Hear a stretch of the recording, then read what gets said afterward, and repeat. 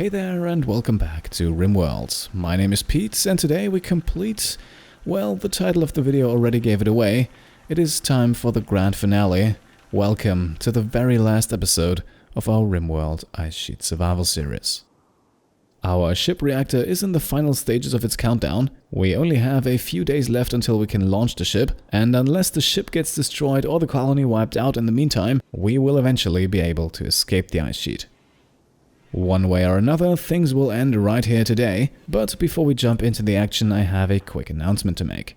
I know that not all of you are interested in or have the means to buy merchandise, and I don't want to advertise things too heavily here, but the Pete Complete Teespring store has a ton of new Rimworld related stuff, t-shirts in various colors, bags, stickers, coffee mugs, and I spend a good amount of time creating all those things, so I would of course be very happy if you could maybe check them out. As always, I will leave a link to the store on screen right now, as well as in the description and the comments. And with that out of the way, let's get to it. As you might have noticed, our spaceship is not yet complete. To eventually be able to launch the thing, we still need a few more things, one of which is the sensor cluster. And with the startup sequence slowly approaching its end, let's get working on that. At this point, the experienced shipbuilders among you may have also noticed that our gold reserves are not enough. At the moment, we only have 68 units of gold left in storage, and Cobra will use 4 of those for the sensor cluster, which leaves us 6 units short of the required 70 for the ship computer core. Now, I have a backup plan to acquire at least a bit more gold, but ideally we find a trader to purchase a bit more from in the next few days. With the final days on the ice sheet approaching, we can also quickly take care of some equipment issues, as Cobra can jump into a new pair of pants, while Nathan and Giraffe can switch weapons. Nathan is a slightly better shooter than Giraffe, but he only has EMP grenades equipped, while Giraffe's assault rifle is probably better suited for him. Still, the grenades have been very useful over the last few episodes, so we'll keep them on Giraffe. We can also haul the corpse of Lynn over to the Huskies. At the moment they still have plenty of food available to them, but who knows, maybe Lynn will be a welcome alternative in their meal plan. Either way, eventually she will hopefully disappear from the colonist bar at the top. Now, just as Cobra finishes construction of the sensor cluster, Cambiar can also start deconstructing one of the pod launchers. That one is blocking the 2x2 spot below the sensor cluster, and that is where we will eventually construct the ship computer core, provided of course we somehow obtain more gold. Speaking of resources, we are of course still going strong on the steel front, because who knows how many raids are still waiting for us, so potentially we have a lot of steel traps still left to rearm over the next few days. Additionally, depending on how many colonists we want to take with us, we need a lot of steel for their cryptosleep caskets, so in short, having a healthy supply never hurts, but at the moment things are looking pretty good. A quick countdown check then over at the ship reactor, and we can see we have just over 4 days left. Once the countdown is over, attacks will also drop back down to their normal level, but at least for 4 more days we will have to withstand whatever Randy Random decides to throw at us. And just as I mentioned that, the first raid rolls in. For a change, we don't have mechanoids, but 3 separate groups of tribalists attacking our base, 10 people in the first group, 6 in the second and much closer to the base, and then lastly a small group of 5 at the eastern edge of the map. Now, our first priority here is of course to get Cobra and Antonio into safety, because both of those are dangerously close to that first group approaching from the west. We will of course also call back all of our animals. We already lost one of our Huskies not too long ago, and if possible I would like to avoid that happening again.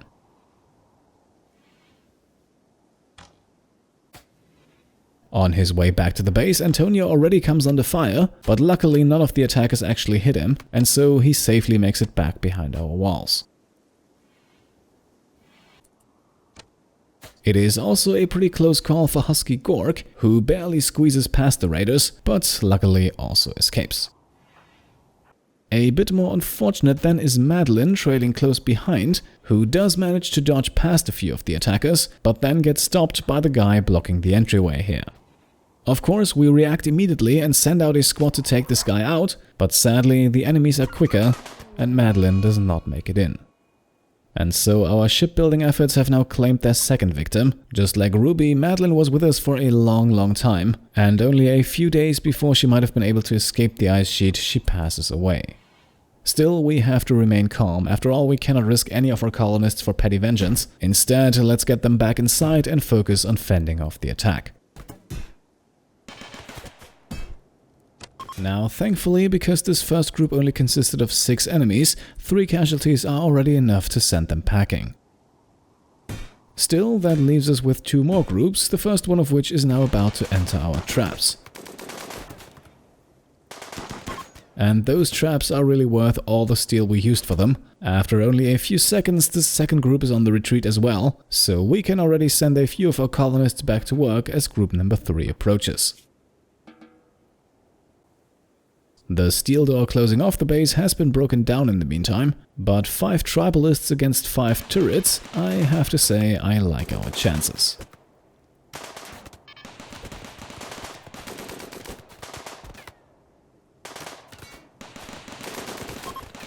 And indeed, once enemy number 3 goes down, this group leaves as well. And while we could follow to hunt the rest of them down, we won't do that. Instead, we can strip those enemies who are still barely alive, and then haul the corpses back to the base and start putting up new traps. The loss of our husky Madeline, however, shall be remembered, and we won't make the same mistake that we made with Ruby. So we will build her a small sandstone sarcophagus right next to the entry to our mountain base. That way she will hopefully be remembered as our colonists go in and out.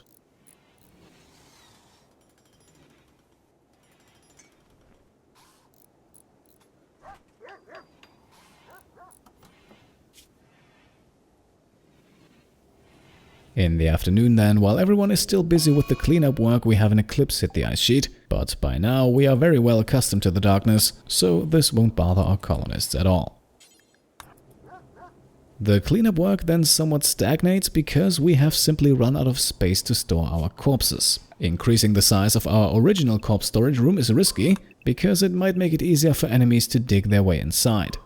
So instead we'll build a secondary corpse storage room right next to our big storage room here. However, I actually don't plan to keep the corpses that we put here. More on that in just a moment. For now, Cambia and Antonio can dig out the place. Once that has happened, we can start putting the remaining corpses inside, although it doesn't take long until that task is interrupted by another raid. We are back to mechanoids in this one, only 2 groups and they are fairly small as well. And while the first group of 4 will reach the base in just a few seconds, most of our traps have already been put back up, so we probably don't need to take any extra defensive measures. Still, we can send Giraffe and her EMP grenades out just to be sure, but as you can see, she doesn't have to use those, at least not yet. The second group then arrives a few moments later, and while the first mechanoid still falls to the traps, number 2 actually makes it through, so we can give it a warm welcome with EMP grenades and gunfire. And as expected, it doesn't take long until this last enemy falls as well, so all of our colonists can get back to work. Unfortunately though, Randy has more in store for us. The next attack is just around the corner, and this time we have pirates flying in drop pods. And you can already see it from the number of shadows. This looks very concerning, and we now have a total of 9 drop pods land right in the middle of our base. Needless to say, this could get very ugly. First up, we will of course make sure we don't lose another animal here. Every animal except for Husky Kim can run back to the shelter, while she makes her way into the safety of the hospital. Our colonists then take a position a bit further away from the action. As you can see, we are hopelessly outnumbered here, and we will have to rely on our turrets to do most of the work. To avoid any unnecessary damages to the colony itself, we will also close off the entry to the mountain base. This should hopefully funnel enough enemies over to our turret area, where we also have Cobra and Antonio waiting. Giraffe won't be all that useful in this fight, so she can simply continue smelting steel, while Cambia and Nathan will try to take up positions from where they can hit the enemies in the back. So far so good, here come the enemies. Let's see how the plan works in action. Thankfully, our turret on the right side immediately draws the attention of 7 attackers, while only 2 of them actually run over to engage Cobra and Antonio. Those 2 have decent cover, Antonio more so than Cobra, and they're also backed up by our turrets, so I think we should be fine on this side. On the other side, we can now reveal our reinforcements. Nathan and Cambia can now step out of hiding and try to thin out the enemy numbers. That works moderately well, however, Cambia does suffer an injury. so we will actually have him retreat now to avoid anything more serious. Antonio is also not looking too great with several gunshot wounds, so we'll have him step away from the action as well, and thankfully just in that moment the enemies also decide to flee. So our turrets near the ship definitely saved us in this fight, even though one of them got destroyed, but without those additional defenses, things might have taken a different turn. As you can see, a last-second volley then unfortunately also hit Cobra, so we now have 3 injured colonists in our ranks, so Dr. Giraffe will have to do some patching up. Now, thanks to our turrets, none of the enemies actually make it out of the base alive, and we can see Cambiar and Antonio take up residence in the hospital. Cobra, meanwhile, is nursing his injuries in his own bedroom, and so while Giraffe is taking care of Antonio, we can see an injured but already bandaged Cambiar run over to Cobra and lend some help of his own. That means everyone is now patched up, but even though the injuries were nothing too severe, it will still take a while until Cambiar, Cobra and Antonio have made full recoveries. That leaves Nathan and Giraffe as the only productive members of our colony for a while, but thankfully it only takes a few hours until Cobra is fully healed again, so he can now help with the cleanup work, of which there is a lot. Shortly before the clock strikes midnight, Cambiar then rejoins the workforce as well, while Antonio makes a full recovery in the early morning. Cambiar can now construct a sandstone door for our secondary corpse storage room, and it is actually very important that this is a stone door, because this is not actually going to be a place of storage, it is instead going to be a place of burning. This is a quick and easy way to get rid of a larger number of corpses, so after we equip Cambiar with an incendiary launcher we can set fire to the room, and then we close and forbid the door. The fire inside of the room will spread quickly and the room will also gain some serious temperature. However, this temperature will not spread to the outside, so the rest of the base is safe while the corpses burn away. While all of that is going on, we then have the next raid coming in, and once again we're facing off against 3 separate groups of mechanoids. 4 of them are coming in from the northwest, a single one from the northeast, and then we have 2 more right next to the base entry. Those 2 are also the ones approaching our traps first, but of course they're not a problem, and in the meantime temperatures inside of our small crematorium have surpassed 1300 degrees Celsius, and all of the corpses are burning away nicely. At this point we then also have the second mechanoid group arrive, but thanks to our traps only one of them makes it through, and to absolutely no one's surprise it doesn't last long.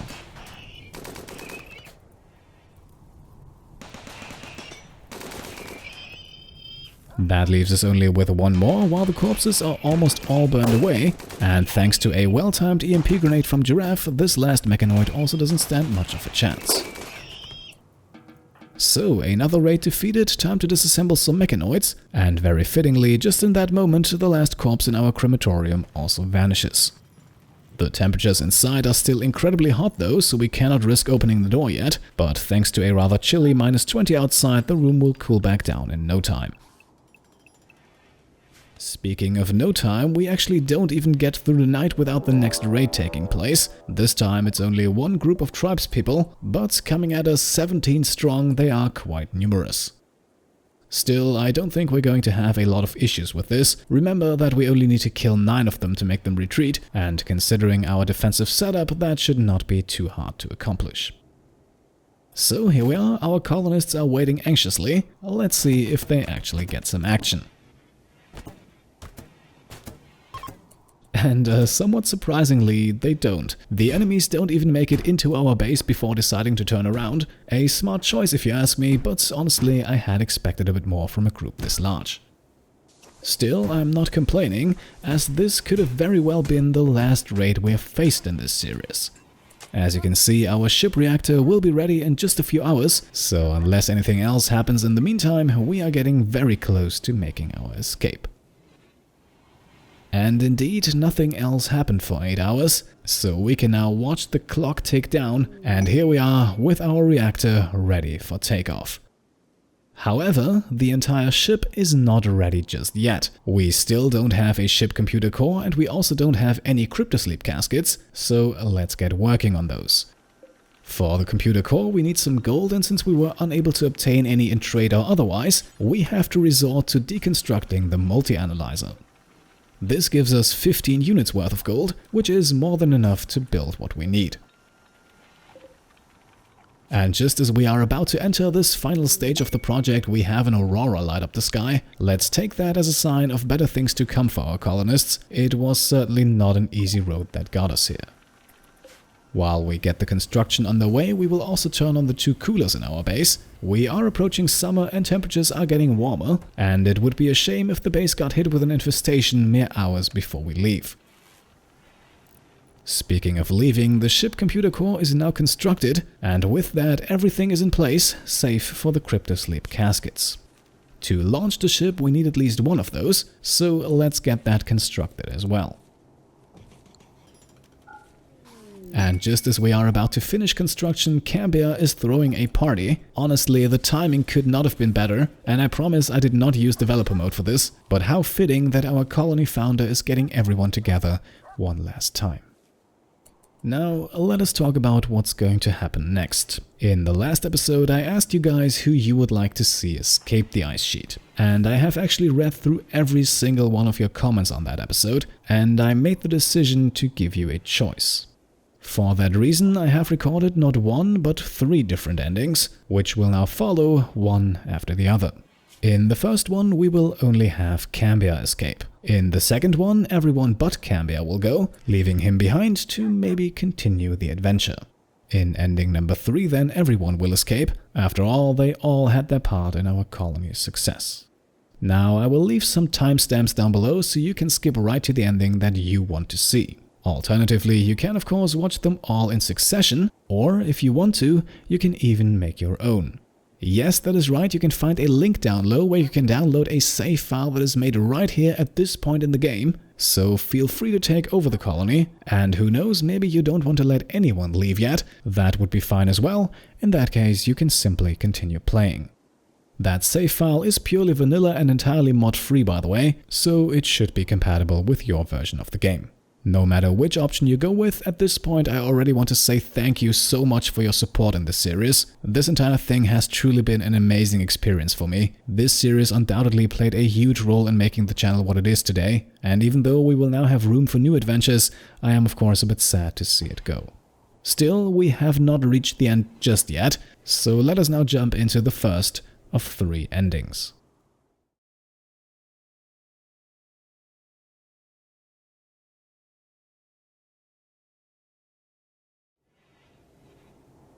Alright, here we are, time to leave the ice sheet once and for all. And well, we started this series on the back of one single colonist, so maybe it's best to have only that one colonist escape.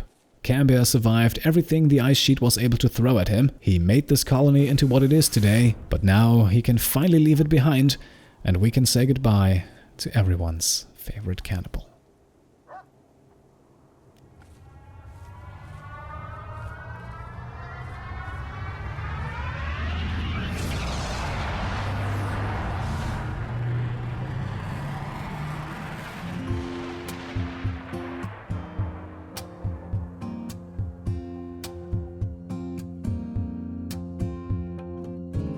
So, that is it, the end of the journey, at least for Cambiar. He makes his escape while Cobra, Antonio, Giraffe, Nathan and all the animals stay behind, and who knows where and when Cambiar will show up the next time. Our small ice sheet colony is now left without its founder, but still very much functional. If you want to take over at this point and see how things go without Cambiar, then you can download a save file for that as well. You could, for example, form a caravan and try to find a warmer place to live. You could even try to build a second spaceship, or you could simply try to make the best with what you have and continue living on the ice sheet. If you chose this ending and want to make the cut right here, then I really hope you enjoyed this series. It was hard work, but also a ton of fun to record all 52 episodes of this, so I hope you had some fun as well, and if you did, then I would of course be happy if you could leave a thumbs up. If you want to support my channel, you know the drill, you can subscribe if you haven't already, you can pledge to the Patreon, and you can also check out some merchandise on Teespring. Again, if you want to drop out at this point, then feel free, and I can say thank you so much for watching. If you want to see what the other 2 endings have in store though, then simply keep watching.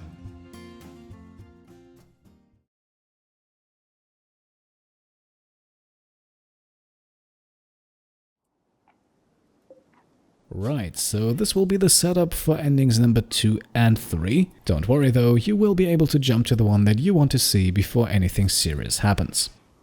The setup for both of them will largely be the same though, because of course we need to construct more than one single cryptosleep casket. Problem is though, to construct more of them, we not only need a few more advanced components, but we also need more uranium. The advanced components require gold to be manufactured, and with a cost of 3 gold each, the remaining 9 gold we have will get us 3 components, enough for only 1 more casket. Still, for the moment we have to make do with what we have, so Cambiar can start working at the fabrication bench. Now, with a cost of 120 units of steel each, we also don't have nearly enough steel for more than 1 additional casket. Luckily, there is a rather large steel vein to the north of the base, however, it is surrounded by deep water. The only way we can reach it is by mining through the mountain on the left side, so let's set that up and then watch Antonio mine his way through.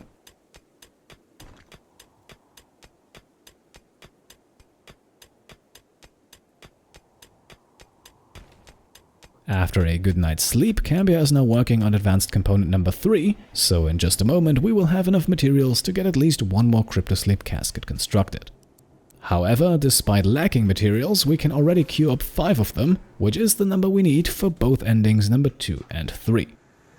For now though, we have run out of gold, so Cambiar can join the mining task force.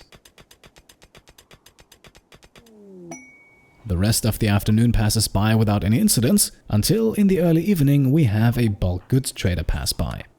And this trader was what I was waiting for, so let's keep our fingers crossed that they have everything we need. Alright, 3 advanced components, that is already a very good start and we'll buy them all. That's enough for 2 caskets, but we'll need 9 more. We can also sell some drugs and a few regular components to get some money back, before we then scroll down to discover a uranium small sculpture. Now, I would have preferred some plain and simple uranium, but I suppose the sculpture will have to do, even though it will cost us a bit more. As you can see on the left side, at the moment we only have 37 units of uranium. However, with a cost of 14 per casket, we need at least 33 more to get us up to 70. Apart from the sculpture, we'll also purchase 50 units of gold, which is a bit more than the 27 we need for 9 more advanced components, but at this point I don't want to take any risks. Now the uranium sculpture will be deconstructed immediately. That will yield us 38 units of uranium, and with that we have enough materials for all remaining cryptosleep caskets. The only thing left to do at this point is manufacture a few more advanced components, while the rest of the colony is hauling back steel from our dig site up north. Shortly after midnight then, on the final day of spring, we have a chunk of spacecraft crash down. This will get us some extra steel and components, not that we need them, but if anyone has time, it can't hurt to deconstruct it and haul those things back to the base. The rest of the night then remains uneventful, and in the morning we can see Cobra finishing the construction of the second cryptosleep casket. Number 3 follows shortly after, and with that we have half of what we need. Now we only have to wait until Cambiar finishes making more components, as he is the only member of a colony skilled enough to actually use the fabrication bench.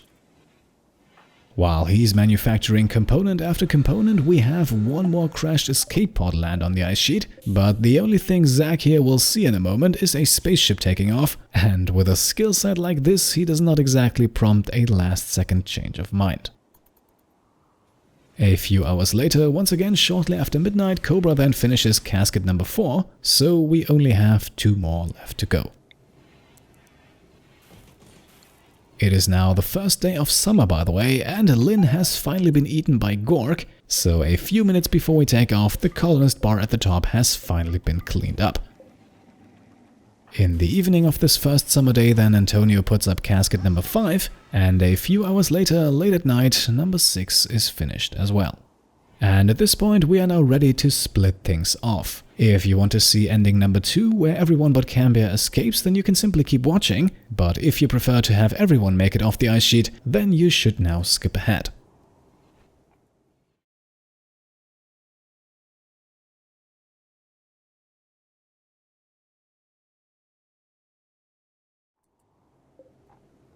Alright, now as you may have noticed, we constructed 6 cryptosleep caskets. However, not counting Cambiar, we only have 4 colonists to take. That leaves us with a bit of room, and we'll use that room to take 2 of our huskies.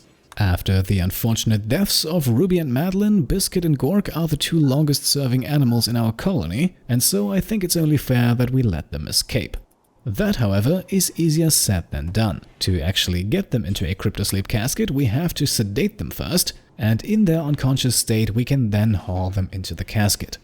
To make sure we actually use one of the ship caskets for this, we'll also quickly forbid both entrances to the Ancient Danger, because there is another unused casket in there, which might be used if we give our colonists access to it.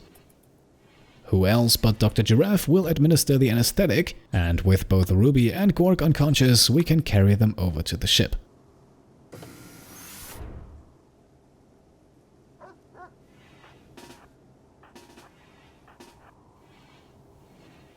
And with that, 2 caskets are filled, 4 more remain. Time for Cobra, Antonio, Giraffe and Nathan to assemble.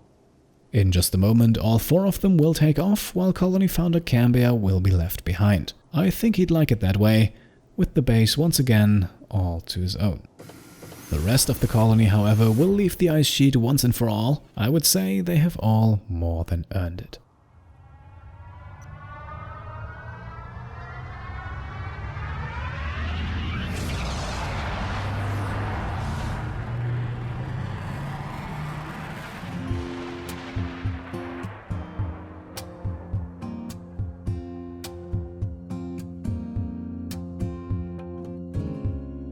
And here we are, with our ship successfully launched into space, and with a respectable crew on board, waiting to start a new life somewhere else. Cobra, Giraffe, Antonio and Nathan, as well as Huskies, Biscuit and Gork, had to endure the hardships of the ice sheet for a long time, but they made the most out of it, even though life with Cannibal Cambiar was not always easy. Cambiar himself now remains on the ice sheet all by himself. He still has a few Huskies as well as Arctic Fox Henry by his side, as well as a storage room stocked full with human corpses. If you want to continue with Cambiar's adventures, then you can do so by downloading the respective save file. Maybe you can have him recruit a few new colonists, or maybe you also decide that it's finally time for him to seek out a more hospitable place to live. If you picked this ending and want to wrap things up at this point, then I hope you enjoyed this episode and of course also this series. In that case, I would be very happy if you could leave a thumbs up. And as always, if you want to support me and my channel further, then subscribe, check out the Patreon or the Teespring store. I think you know how this works by now. Alternatively, if you want to stick around for the 3rd and final ending, then simply keep watching. We'll get started with that in just a few seconds.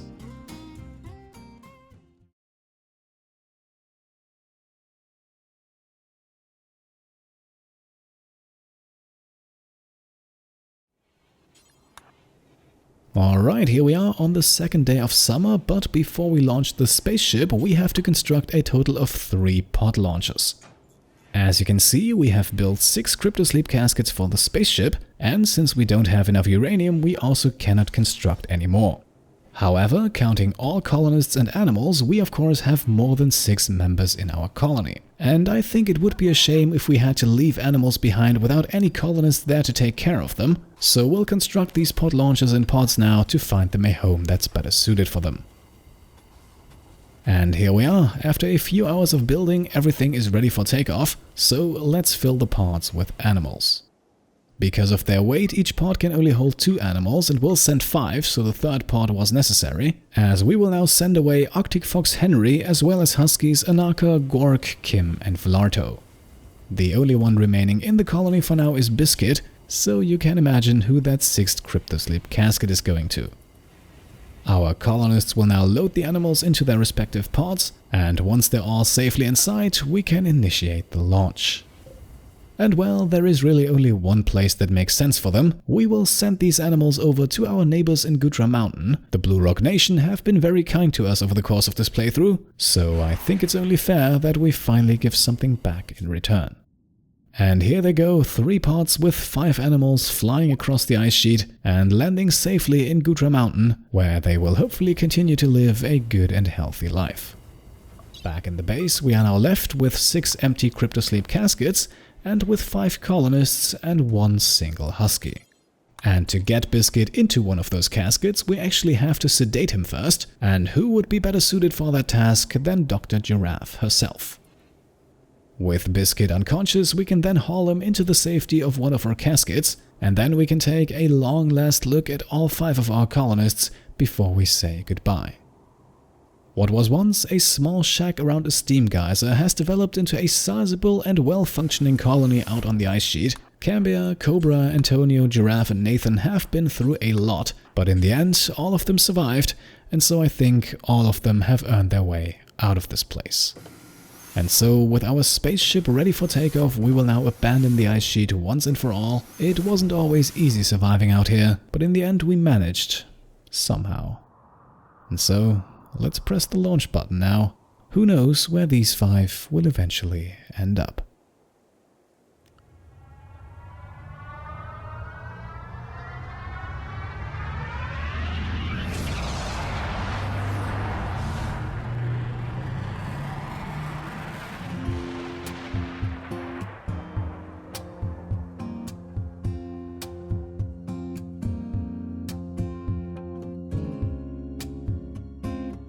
And that's it, every single one of our colonists escaped the ice sheet, and while Husky Biscuit is now flying through the dark void of space, his animal companions are hopefully safe in the hands of the tribespeople of Gutra Mountain. So, ladies and gentlemen, this is it. This is the end of the journey. We have reached our goal of building a spaceship to escape the ice sheet. We have definitely learned a lot along the way, and with our small ice sheet colony now lying deserted in front of us, we have officially reached the end of this series. Now, it doesn't have to be the end for you though. If you want to, you can download a save file made at this exact point in the game. Who knows, maybe you want to bring new life to the ice sheet. It won't be easy though. Keep in mind the Wanderer Joins event is disabled in this save file, but you know, I don't want you to say I didn't give you a chance. At this point, however, we have officially reached the final destination, the end of the road for this series. It was an amazing journey and I'm both happy and sad that it's over now, but I think it was simply time to end things, and I hope we brought the series to a fitting conclusion. So at this point, there is not much that I have left to say. Of course, I really hope that you enjoyed everything we've done in this series. It was hard work at times to make these episodes, but now, looking back at the series as a whole, I can say I'm very satisfied. If you enjoyed the series as well, then I would of course be happy if you could leave a thumbs up, and if you want to support me and my channel further, then subscribe if you haven't already. Alternatively, you can also check out the Pete Complete Patreon or the Pete Complete Teespring store. And now, for one very last time in this series, thank you all for watching, and I'll see you next time. Cheers.